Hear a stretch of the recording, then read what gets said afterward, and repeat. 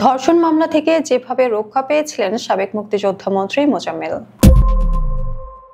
বিখ্যাত নাট্যকার ও ঔপন্যাসিক হুমায়ুন আহমেদের লেখা দেয়াল উপন্যাসের অংশ আন্তর্জাতিক অপরাধ ট্রাইব্যুনালে দালিলিক প্রমাণ হিসেবে উপস্থাপন করেছেন চিফ প্রসিকিউটর মোহাম্মদ তাজুল ইসলাম। সাবেক মুক্তিযুদ্ধ বিষয়ক মন্ত্রী আফম মোজাম্মেল হকের বিরুদ্ধে 1972 সালে টঙ্গীতে সংঘটিত এক নবদম্পতি হত্যা ও নববধূ ধর্ষণের ঘটনায় শেখ মুজিবুর রহমানের হস্তক্ষেপে দায়মুক্তির অভিযোগ তুলে ধরেন তিনি। সোমবার সেই তথ্য ট্রাইব্যুনালে উপস্থাপন করেন চিফ প্রসিকিউটর। দেয়াল উপন্যাস থেকে কয়েকটি পৃষ্ঠা তুলে ধরেন তিনি। সেখানে বলা হয়েছে, এক নবদম্পতি গাড়িতে করে যাচ্ছিল। টঙ্গীর তৎকালীন আওয়ামী লীগ নেতা মোজাম্মেল দলবল সহ গাড়িটি আটক করে। ড্রাইভার আর নববধূর স্বামীকে হত্যা করে, মেয়েটিকে সবাই মিলে ধর্ষণ করে। অতঃপর 3 দিন পর তার লাশ পাওয়া যায় টঙ্গী ব্রিজের নিচে। পৈশাচিক এই ঘটনায় তোলপাড় শুরু হয় সর্বত্র। বিশেষ অভিযানে দায়িত্বরত মেজর নাসেরের হাতে মোজাম্মেল ধরা পড়ে। মোজাম্মেল মেজরকে বলে, ঝামেলা না করে আমাকে ছেড়ে দিন, আপনাকে 3 লাখ টাকা দেব, বিষয়টা সরকারি পর্যায়ে নেবেন না। স্বয়ং বঙ্গবন্ধুর নির্দেশে আমি ছাড়া পাবো, আপনি পড়বেন বিপদে, আমি তুচ্ছ বিষয়ে বঙ্গবন্ধুকে জড়াতে চাই না। মেজর নাসের বলেন, এটা তুচ্ছ বিষয়।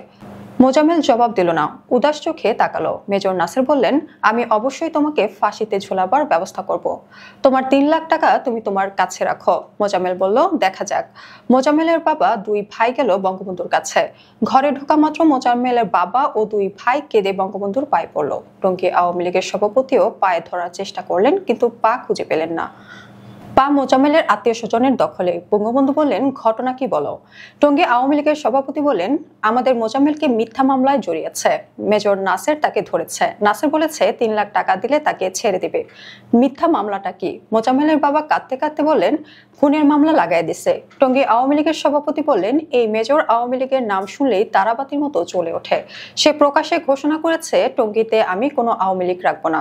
বঙ্গবন্ধু, আমি নিজেও এখন ভয়ে অস্থির, টঙ্গীতে থাকি না, ঢাকায় চলে আসছি। বঙ্গবন্ধু বলেন, কান্দিস না, কান্দার মতো কিছু ঘটে নাই, আমি এখনো বাইচে আছি, তো মইরা যাই নাই, এখনই ব্যবস্থা নিতেছি। তিনি মোজাম্মেলকে তাৎক্ষণিক ছেড়ে দেওয়ার নির্দেশ দিলেন এবং মেজর নাসেরকে টঙ্গী থেকে সরিয়ে দেবার জরুরি আদেশ দেওয়া হলো। মোজাম্মেল ছাড়া পেয়ে মেজর নাসেরকে তার বাসায় পাকা কাঁঠাল খাওয়ার নিমন্ত্রণ করেছিলেন।